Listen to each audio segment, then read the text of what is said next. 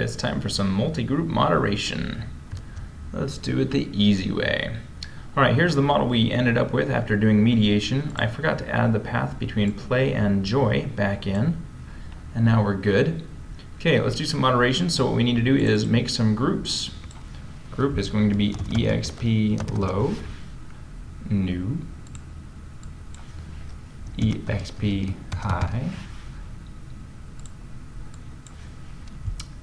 freak low,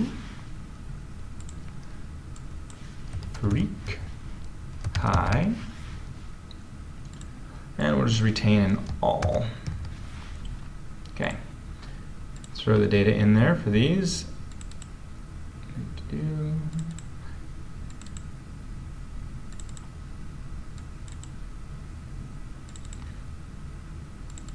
Oops.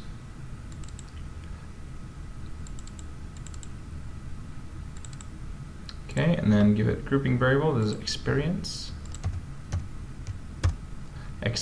Experience cat. And experience cat. This is freak. Frequency cat. Freak cat. And experience cat, we're going to group as 1 for low, 2 for high, 1 for low, 2 for high, okay, and hit OK. All right, now we have a bunch of groups, and what we need to do is do not indirect effects and all that. We need critical ratios for differences. And run. Proceed. And it'll think for a while because this is a pretty complicated model. Go to the estimation, scalars, and open up the stats tools package. Go to group differences. We need the regression weights table. That's this one. Copy. This is for experience low. Stick it in here. And then do the same for experience high. Copy.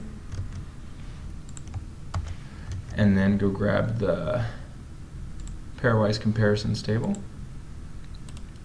copy, and stick it in here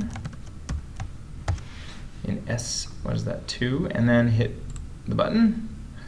And here are our results that fast. I love it for experience low and experience high. It looks like we have some significant differences on the effect of usefulness on decision quality, which I think is one of the ones we chose to hypothesize about, so that's great. And the effect of joy on decision quality, and the effect of education, these are controls. So controls, if you find significant effects in the controls, that's interesting, but it's not something you theorize about.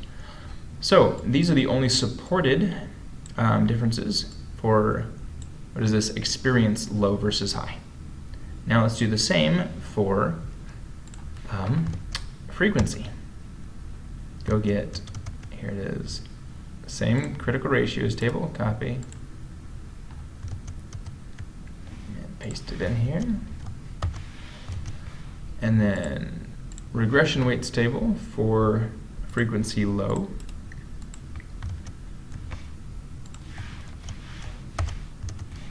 And for frequency high.